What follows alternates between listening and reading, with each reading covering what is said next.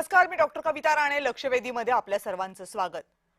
माजी उपमुख्यमंत्री अजित पवार यांच्या निधनाला, त्यांच्या विमानाच्या अपघाताला आता जवळपास महिना पूर्ण होऊन गेलाय. या महिनाभरात एक रिपोर्ट समोर आलाय. AIBचा हा रिपोर्ट आहे आणि या रिपोर्टवरना आता पुन्हा एकदा नवीन दावे व्हायला सुरुवात झालीय. रोहित पवार यांनी आज एक पत्रकार परिषद घेतली आणि या रिपोर्ट मधल्या अनेक त्रुटींवर त्यांनी बोट ठेवलं. हे करत असताना त्यांनी काही गंभीर आरोपही केलेत अजित पवार यांना विमान सेवा पुरवणाऱ्या विमान कंपनीवर. याच विमान कंपनीनं महाराष्ट्राचे दुसरे उपमुख्यमंत्री एकनाथ शिंदे यांनाही विमान सेवा दिली होती आणि ही विमान सेवा देत असताना त्यांनी आकाशातल्या नियमांचं उल्लंघन केलं आणि दुसरे देश या विमानाला पाडून टाकण्याच्या सूचना देत होते असा दावा, गंभीर दावा रोहित पवार यांनी केलाय. या संदर्भात सरकारचं नेमकं काय म्हणणं आहे हे अजूनही समोर आलेलं नाहीये. एकीकडे हे आरोप करत असताना दुसरीकडे अजित पवार यांच्या विमान अपघाताची जी संभाव्य कारणं सांगितली जातात त्याच्यामध्येही अनेक त्रुटी असल्याचं रोहित पवार यांनी म्हटलंय आणि या एकूण अहवालावरच प्रश्नचिन्ह निर्माण केले. दुसरीकडे ज्या विमान कंपनीनं अजित पवार यांना विमान सेवा दिली होती त्या कंपनीबाबतचे आपले दावे रोहित पवार यांनी आजही कायम ठेवलेत. या सगळ्या संदर्भात आता राज्य सरकार नेमका काय निर्णय घेतय, या मुद्द्यांवर गांभीर्यानं पाहिलं जाणार आहे का, त्यांची चौकशी केली जाणार आहे का, असे अनेक प्रश्न आहेत. या सगळ्या प्रश्नांबद्दल आपण बोलूयात, पण त्या अगोदर पाहूयात स्पेशल रिपोर्ट.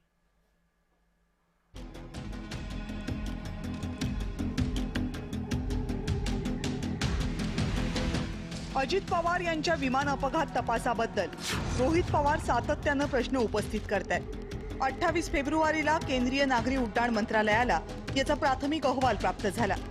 यामध्ये दृश्यमानता कमी असल्यानंच अपघात झाला असं स्पष्ट लिहिलंय.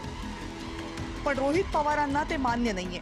दादांचं विमान सुस्थितीत नव्हतं, त्या विमानाच्या इंजिनचं आयुष्य कधीच संपलं होतं असा दावा रोहित पवार यांनी केलाय. 5000 जर त्याची लाईफ होती विमानाच्या इंजिनची, तर 8000 तासाहून अधिक ते तिथं त्या इंजिनचा त्याच्यामध्ये वापर झाला होता आणि त्यामुळे खराब विमान हे अजितदादांना मुद्दामून दिलं का चुकून दिलं गेलं असा आमचा प्रश्न आहे. एवढंच नाही तर VSR कंपनीच्या हलगर्जीपणामुळे एकनाथ शिंदे मुख्यमंत्री असताना त्यांचाही जीव धोक्यात आला होता असा गंभीर दावा रोहित पवार यांनी केलाय. आम्हाला जे कळालेलं आहे, कदाचित दुसरे फायटर जेट सुद्धा तिथं आले होते आणि त्यांनी सांगितलं होतं तुम्ही जर आत्ताच्या आत्ता नाही वळला तर तुमचं विमान आम्ही पाडू. हे इराणच्या एअर डिफेन्सली त्या ठिकाणी सांगितलं होतं. त्याच्यात कोण बसलं होतं? एकनाथ शिंदे साहेब बसले होते. रोहित पवार यांचे दावे आणि आक्षेप इथं संपत नाहीत. अपघाताआधी अजित पवार यांचं विमान एका झाडावर आदळलं असं AIBच्या तपास अहवालात म्हटलंय. पण प्रत्यक्षात तसं काहीही घडलेलं नाही असा रोहित पवार यांचा दावा आहे. झाडांना धडकलं, इथंच या AIBचं चूक त्या ठिकाणी झालेलं आहे. मग रिपोर्ट द्यायचा म्हणून रिपोर्ट दिला का कुठेतरी झाडांवर जबाबदारी ढकलून द्यायची असा कुठेतरी केविलवाना प्रयत्न AIB कडनं झाला असं आपल्याला म्हणावं लागेल. केंद्र सरकारनं या आरोपांना गांभीर्यानं घेऊन त्या दिशेनंही तपास करायला हवा. कारण अहवालात बारामतीला जिल्हा म्हटलंय हे नाकारता येत नाही आणि म्हणूनच DGCA आणि विमान अपघात तपास मंडळ रोहित पवारांच्या आरोपांना उत्तर देतं का हे पाहावं लागेल. ब्युरो रिपोर्ट, जय महाराष्ट्र. याच संदर्भात बोलण्यासाठी आता आपल्या सोबत आहेत भाजपचे प्रवक्ते अजित चव्हाण. अजितजी नमस्कार. नमस्कार. राष्ट्रवादी काँग्रेसचे प्रवक्ते विकास पासलकर आपल्या सोबत आहेत. विकासजी नमस्कार. नमस्कार.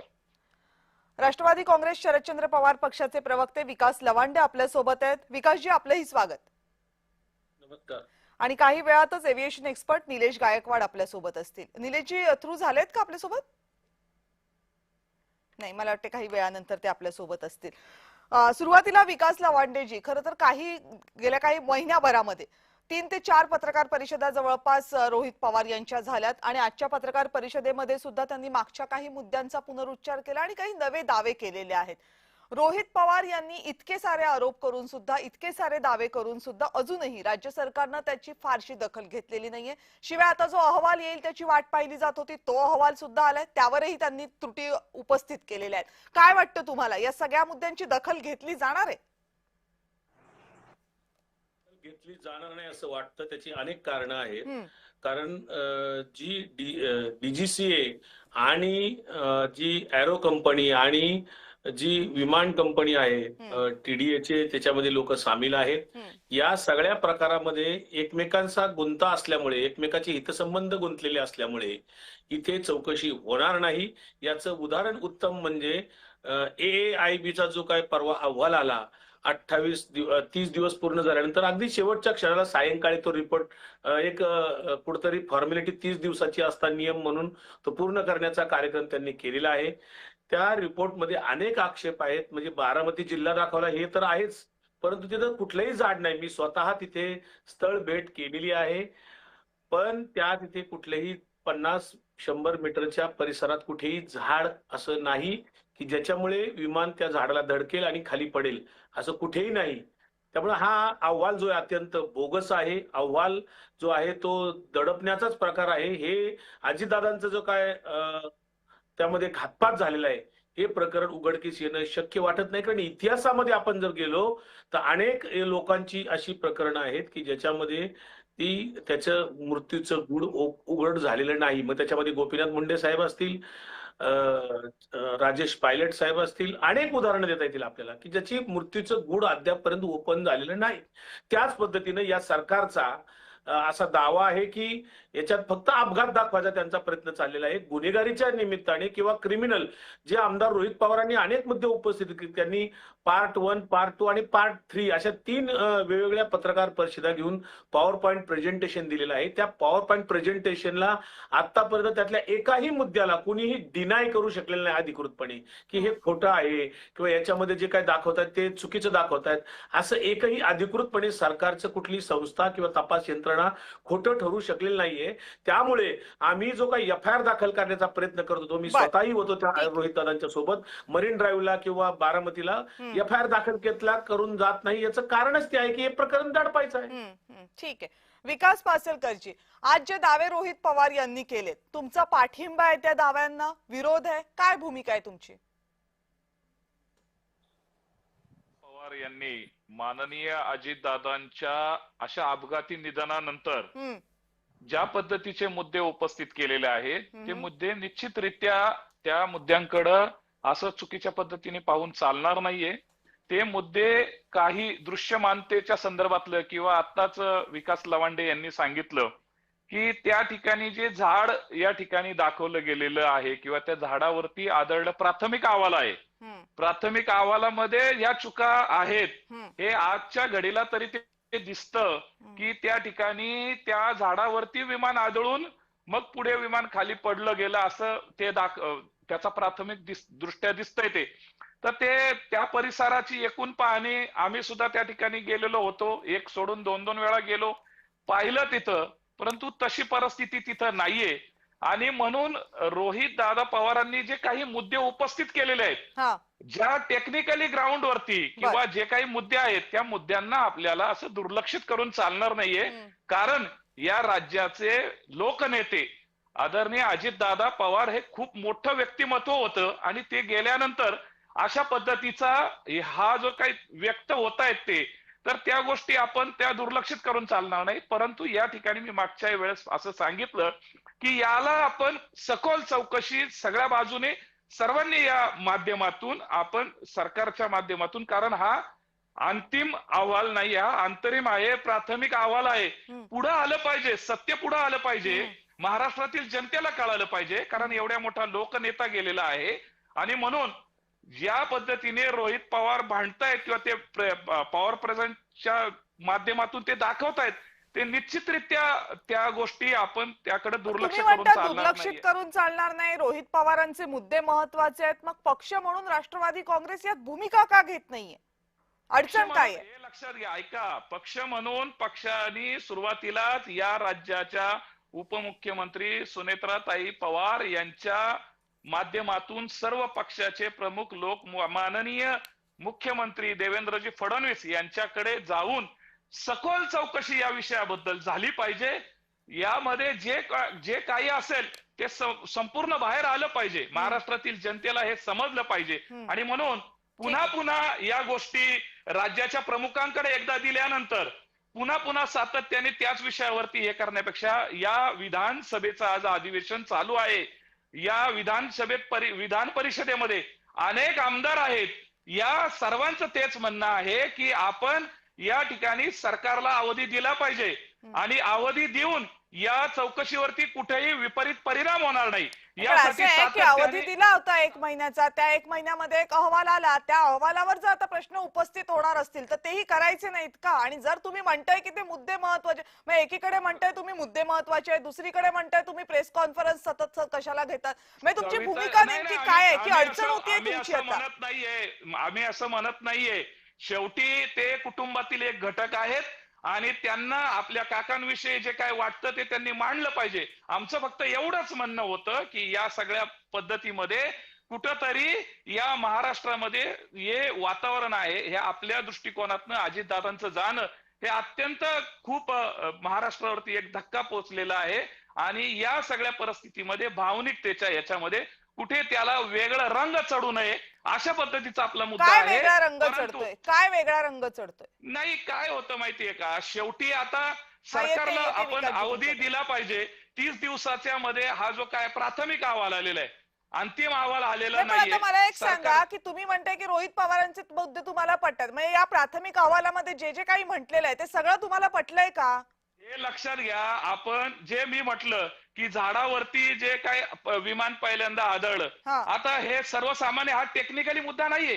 हा तिथल्या ग्रामीण भागामधील सगळे लोक, अनेक लोक त्या ठिकाणी त्या विमानतळ परिसरामध्ये अनेक वेळा गेलेले आहेत. तिथं कुठेही मोठं झाड नाहीये किंवा काही नाहीये आणि मग तिथं झुडपं आहेत. तर हा मुद्दा कुठेतरी असं वाटतं ना की प्राथमिक अहवालामध्ये हे कसं काय असं आलं आणि त्यामुळे या दृष्टिकोनातनं आम्ही पाहतोय. मग आणि म्हणून ते एखादा विचारत का नाही मुद्दा तुम्ही? प्रश्न हाच आहे ना की ते विचारत का नाही? अजूनही तुम्ही हे का म्हणताय की आम्ही अजून अहवालांची वाट पाहणार आहोत म्हणून? म्हणजे जो नाही, नाही, पहिला असं अहवाल आहे, आला बघा, त्याच्यावर एक- तुम्हाला विश्वास नाहीये आणि एक तरी लक्षात त्याच्या पुढे घ्या, बोलणार एक नाहीये लक्षात घ्या, असं नाहीये. आपल्या राज्यामध्ये, आपल्या देशामध्ये चौकशी यंत्रणा ज्या आहेत त्या अत्यंत ठीक आहे, म्हणजे मग आता सक्षम आहेत. सीबीआयची, ठीक आहे, मग सीबीआयची चौकशी होईल, त्याच्या पुढे आणखीन चौकशा होतील, सीआयडीचा अहवाल येईल, त्याच्यावर आपण, कारण शेवटी सीआयडीचा अहवाल सुद्धा याच एआयबीच्या अहवालाची वाट बघत होता, त्यामुळे तोही याच्यावरच आधारित असेल. तुम्ही वाट पहा अहवालांची. अजित चव्हाण आपल्या सोबत आहेत. अजित चव्हाण जी, आता ना बाकी सगळे टेक्निकल मुद्दे आपण बाजूला ठेवूयात, या अहवालामधल्या अगदी 2-3 बाबी फक्त बघूयात. बारामती जिल्हा, केंद्र सरकार अहवाल तयार करतंय, त्या केंद्र सरकारला हे नाही माहिती की बारामती हा जिल्हा नाहीये म्हणून? म्हणजे हे कसल्या प्रकारचे अहवाल तयार केलेत? म्हणजे राज्याचा एका उपमुख्यमंत्री ज्या अपघातामध्ये जातो त्या अपघातामध्ये ही चूक नाही म्हणता येणार, ही महाचूक आहे आणि त्यावर आपण कुणी काही विचारायचं पण नाही. आपण म्हणताय ते अगदी योग्य आहे. ती चूक आहे, कोणी विचारू नये असंही कोणी म्हटलेलं नाहीये, ते आपण म्हणताय. आणि ज्या ज्या शंका या सगळ्या विषयामध्ये असतील, माझ्या आधी पासलकरजी आणि लवांडेजींनी जे जे या ठिकाणी सांगितलं, त्याच भावना महाराष्ट्रातल्या सर्वपक्षीय कार्यकर्त्यांच्या आहेत की या सगळ्या विषयामध्ये रोहित पवार कुटुंबीय म्हणून बोलत जर असतील तर निश्चितपणे त्यांना सुद्धा या 3 यंत्रणा ज्या तपास करतायत त्या यंत्रणांच्या तपासामध्ये काय नेमकं येतं याची निश्चितपणे तेही सगळे वाट पाहत असतील. आणि मला असं वाटतं की ज्या पद्धतीनं आता पासलकर साहेबांनी सांगितलं की जबाबदार लोकांनी मुख्यमंत्र्यांना या संदर्भामध्ये सातत्यानं भेटून वेळोवेळी सांगितलेलं आहे. सीआयडीचा तपास सुरू आहे, सीबीआय समांतर तपास करते, डीजीसीएच्या काही गोष्टी आपल्याला खटकल्या त्या बाबतीत महाराष्ट्रामधल्या अनेक मंडळींनी ज्यावेळेला सांगितलं त्याच्यावरती पुनर्विचार होतोय. हा जो तपासचा अहवाल आला याच्यामधल्या प्राथमिक काही ज्या गंभीर चुका आहेत त्या निश्चितपणे मान्य केल्या पाहिजे. आणि त्या संदर्भामध्ये मला असं वाटतं की आजच या सगळ्या अहवालाच्या मधल्या ज्या काही त्रुटी आहेत त्या त्रुटींच्या बाबतीत जबाबदार लोकांनी ते निदर्शनाला आणून दिलेलं आहे. महत्वाचं म्हणजे केंद्रातल्या यंत्रणा ज्या या सगळ्या गोष्टीचा तपास करतायत तो तपास सविस्तर व्हावा. त्रिस्तरीय तपास सुरू आहे, त्या तपासातलं काहीतरी जी एफआयआर का दाखल करून घेतला जात नाही? एफआयआर दाखल केल्याशिवाय विकासजी तपास सुरू आहे का? नाही, बारामतीमध्ये गेलो, बारामती पोलीस स्टेशनला गेलो, पोलिसांनी एफआयआर दाखल करून घेण्यास नकार दिला.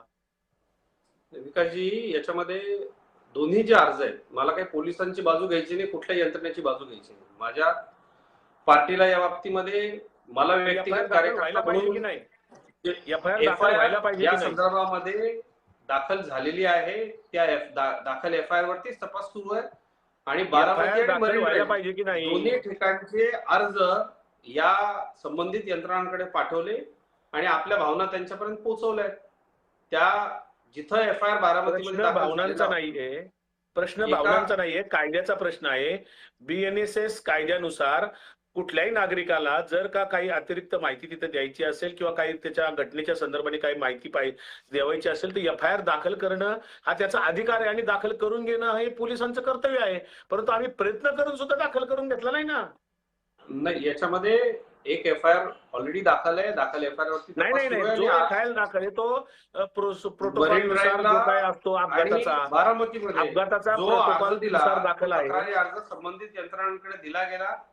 या उपरही म्हणजे माझ्या भावना आपल्या भावनांशी अगदी सुसंगत आहेत. मला असं वाटतं की या यंत्रणांचा जो समांतर तपास सुरू आहे तो तपास जर आपल्याला समाधानकारक वाटत नसेल तर आपण न्यायालयाच्या मार्फत याच्यामध्ये निश्चितपणे सल्ला नका देऊ. नाही, मी आपल्याला माहिती देतोय की नेमकं याच्यामध्ये काय झालं. नाही, सल्ला देऊ नका कृपा करून.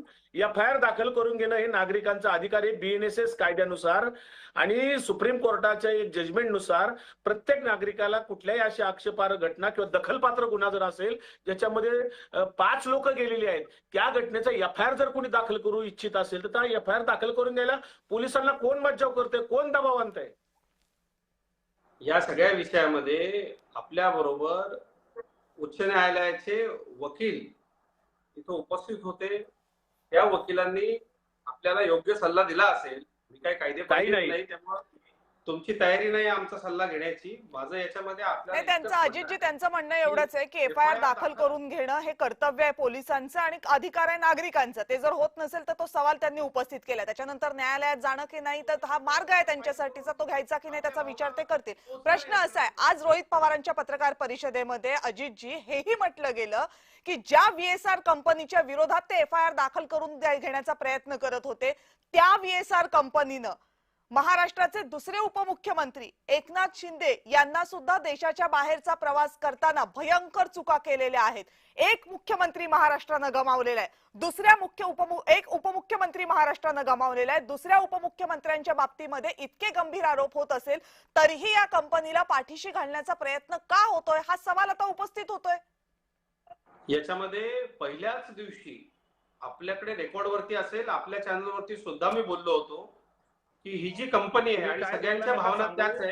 केंद्रीय विमान वाहतूक मंत्री नायडूंनी त्यांना क्लीन चिट दिलेली आहे. पहिल्याच दिवशी क्लीन चिट दिली नायडूंनी. बोलू दे विषय.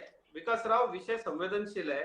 याच्यामध्ये नायडूंनी पहिल्या दिवशी क्लीन चिट का दिली? चौकशी आला होता का? असं बरोबर नाही. केंद्रीय विमान वाहतूक मंत्री नायडू यांनी क्लीन चिट का दिली होती? त्याचा विषय नाही विकासजी, आपण संवेदनशील विषयावर बोलतोय. मला थोडं बोलू द्या. नाही, क्लीन चिट का दिली होती अहवाल नसता? भारतीय जनता पक्षाकडून मी अधिकृत मागणी करतो, ही जी कंपनी आहे ही कंपनीच बंद झाली पाहिजे. आपल्याच कार्यक्रमामध्ये डॉक्टर कविताजी त्या दिवशी एव्हिएशन एक्सपर्टने असं सांगितलं की कायद्याचं संरक्षण त्यांना आहे, आपल्याला वाटलं म्हणून असं लगेच करता येणार नाही. DGCAनं जे प्राथमिक तपासामध्ये सांगितलं ते पुढं ग्राह्य धरून DGCA त्याची ऑथॉरिटी आहे आणि मी आपल्याला 100% खात्री देतो ही कंपनी कायमस्वरूपी बंद कशी होईल. त्याच कंपनीच्या विमानामध्ये परवा मुख्यमंत्री देवेंद्र फडणवीस साहेब नाशिकला गेले.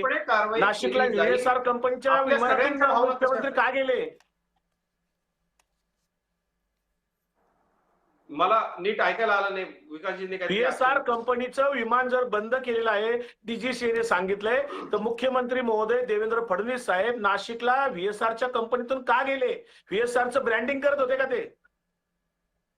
विकासजी, त्या दिवशी हे माझं उदाहरण नाही, हे याच चॅनलवरच्या चर्चेमधलं एक उदाहरण एव्हिएशन एक्सपर्टचं आहे की एअर इंडियाच्या एका विमानाचा अपघात झाला म्हणून आपण तडकाफडकी त्याच दिवशी एअर इंडिया कंपनी बंद करू शकत नाही कायद्यान्वये. आम्हाला नाही चाललं, VSR कंपनी चाललंय. बाजू घ्यायची DGCAने महाराष्ट्र शासनानं 24 तारखेला DGCAच्या 24 तारखेला अहवाल आहे की पण अजितजी आता याच्यामध्ये असं आहे की एक साधी गोष्ट आहे, त्यांनी असं सांगितलं, त्यामुळे आता तुम्ही त्याचा वारंवार दाखला देताय म्हणून मला स्पष्टीकरण, त्या चर्चेमध्ये सुद्धा मी सुद्धा होते, तुम्ही सुद्धा होता. त्यांचं असं म्हणणं होतं की एका विमानाचा अपघात झाला म्हणून लागलीच संपूर्णपणे विमान कंपनी बंद करता येत नाही. टू सम एक्सटेंट, एक मिनिट, टू सम एक्सटेंट हे बरोबर आहे, पण आपण एअर इंडिया आणि VSR ची तुलना करू शकतो का? एअर इंडिया ही पब्लिक सर्व्हिस देणारी कंपनी आहे, ती सर्वांसाठी देते. VSR ही तशी नाहीये, ती VIP सर्व्हिस देणारी कंपनी आहे. त्याच्यात दुसरा मुद्दा असा आहे की एअर इंडियाच्या एका विमानामध्ये तांत्रिक बिघाड होता म्हणून ती कंपनी बंद करता येत नाही. इथं त्यांच्या एकूण मेंटेनन्स मध्ये तांत्रिक बिघाड आहे, मेंटेनन्स मध्ये चुका केल्याच्या गंभीर बाबी समोर आलेल्या आहेत आणि म्हणून ही मागणी होते. बरं, त्या गंभीर बाबींची किंमत लोकांना जीव गमावून द्यावी लागलेली आहे आणि तरी त्या कंपनीला पाठीशी घालण्याचा प्रयत्न होत असेल तर मग सवाल होणार ना. त्या कंपनीला आम्ही पाठीशी घालण्याचा काही एक प्रश्न नाही. पण नायडूंनी कशाच्या आधारे क्लीन चिट दिली पाहिजे? नायडू पहिल्या दिवशी केंद्रीय विमान मंत्री, पहिल्या ठीक आहे. मी तुमच्या दोघांकडे पुन्हा एकदा येते. आता एव्हिएशन एक्सपर्ट निलेश गायकवाड आपल्या सोबत आहेत. निलेशजी, मला असं वाटतं की जो अहवाल आला AIBचा प्राथमिक अहवाल आहे तो तुम्ही वाचला असेल आणि आज त्याच्यावर रोहित पवार यांनी उपस्थित केलेल्या ज्या शंका आहेत, प्रश्न आहेत, तेही तुम्ही कदाचित ऐकले असतील. तुमचं अनालिसिस या क्षेत्रातल्या एक्सपर्ट म्हणून काय आहे या अहवालाबाबतचं? त्या अहवालामध्ये ज्या काही एजन्सीज आहेत त्या भारतीय एजन्सीज आहेत. नॉर्मली याच्यामध्ये इन्व्हेस्टिगेशन करताना DGCAचा रोल हा खूप मोठा असतो. जोपर्यंत मी ऐकिवात आहे, मी प्रत्यक्ष बारामती एअरपोर्टला व्हिजिट केलेली नाहीये, पण जे काही व्यक्ती किंवा माध्यमांच्या याच्यातून किंवा रोहित दादांच्या भाषणातून किंवा प्रेझेंटेशन मधून जी माहिती आहे, तिथं जर झाड नाही तर मग ह्या ज्या चुका आहेत त्या नक्कीच असतील. त्याच्यानंतर हे जे विमानाच्या अपघाताबद्दल बोलतो मी आता, हा जो अपघात झाला तो सकाळच्या वेळेस झाला, ज्या वेळेस साधारणतः 8:45च्या वेळेस.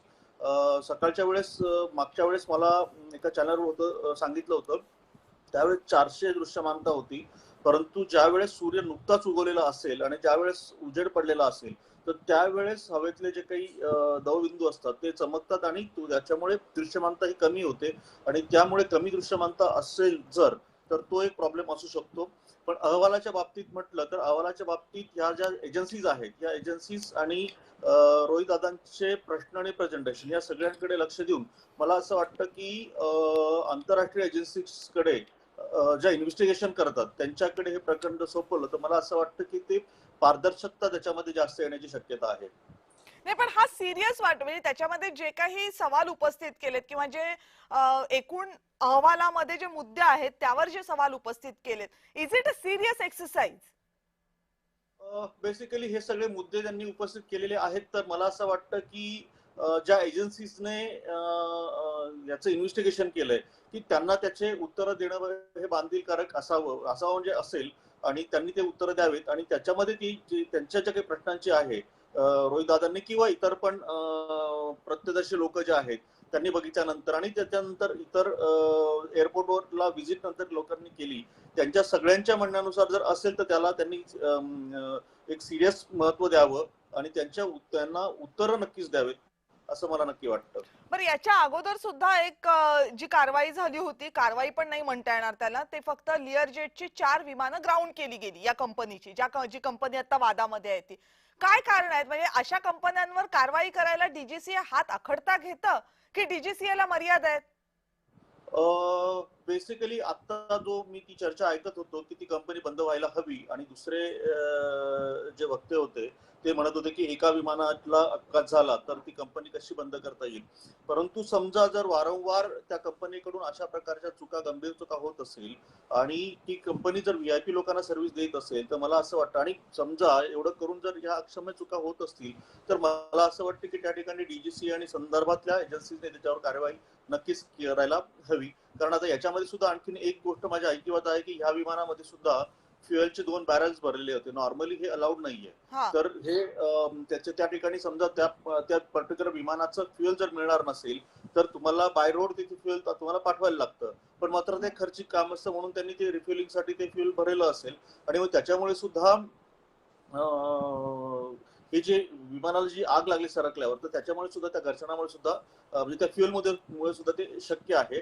पण मग जर एखाद्या वेळेस जर एखाद्या कंपनीची एखाद्या विमानाची त्याचा प्रॉब्लेम असेल तर आपण समजू शकतो. पण समजा हे पण मी सगळ्या बातम्यांचा आणि इतर सगळ्या तज्ञांच्या म्हणण्यानुसार मी बोलतो आहे, जर वारंवार अशा प्रकारच्या चुका असेल, त्याची एअरवर्दीनेस सर्टिफिकेट असतात, त्या विमानाच्या प्रत्येक गोष्टीच्या पार्टची काही काही पार्ट्स असे असतात त्यांना कालावधी लावला लागतो, काही महिने, काही दिवस किंवा काही वर्ष बदलण्यासाठी. काहींना विमान अगदी ग्राउंड असेल पण मात्र तेवढा वेळ गेला तर ते बदलावेच लागतात. काहींना किती तास फ्लाइंग झालं याच्यावर असेल, आणि या सगळ्या गोष्टींची पूर्तता जर नसेल तर मात्र त्याची योग्य दखल डीजीसी आणि डायरेक्टर जनरल ऑफ सिव्हिल एव्हिएशनच्या लोकांनी, त्यांच्या संबंधित लोकांनी नक्कीच घ्यायला हवी. कारण अशा विमानांमध्ये ही जी आहेत ही NSOP ही सुद्धा एक एअरलाईन असते. जसं आपली इंडिगो किंवा एअर इंडिया, इंडियन एअरलाइन्स या ज्या आहेत त्यांना आपण शेड्यूल्ड एअरलाईन म्हणतो, यांना आपण नॉन शेड्यूल्ड एअरलाईन असं म्हणतो. आणि हे जनरली व्हीआयपी लोकांना सर्व्हिसेस देतात. आणि जर मग अशा प्रकारचे व्हीआयपी लोक जर याच्यामध्ये असतील, मी म्हणतो व्हीआयपी आहेत ही तर याची बाब आहे नक्कीच चिंतेची. पण कोणीही असेल, कुठलाही एक जिवंत माणूस त्या ठिकाणी प्रवास करणार असेल तर या प्रत्येकासाठी काहीतरी मापदंड डीजीसीचे नक्कीच असतात. पण ते फॉलो होता आहेत की नाही याचा मात्र याची चौकशी वेळोवेळी झाली पाहिजे, आणि ती होत असते. पण या कंपनीच्या बाबतीत का नाही झाली त्याचं मला आणि या कंपनीच्या बाबतीत जर ती झाली नसेल तर ती का झाली नाही याची कारणं पुढे येऊन त्यावर कारवाई होणं अपेक्षित आहे. दुर्दैवानं आतापर्यंत जे अहवाल समोर आलेले आहेत, जी माहिती समोर आली त्यावरून ही कारवाई होताना दिसत नाहीत, म्हणून सवाल उपस्थित होत आहेत. कोणतेही अपघात असू देत आणि त्यामध्ये गेलेले जीव असू देत, त्या अपघातांसंदर्भात जर प्रश्न उपस्थित केले जात असतील, मग ते प्रश्न एका आमदारानं उपस्थित केलेले असू देत अथवा एका सामान्य माणसानं उपस्थित केलेले असू देत, त्या प्रश्नांची चौकशी करणं ह्या चौकशी यंत्रणांचं, तपास यंत्रणांचं काम आहे.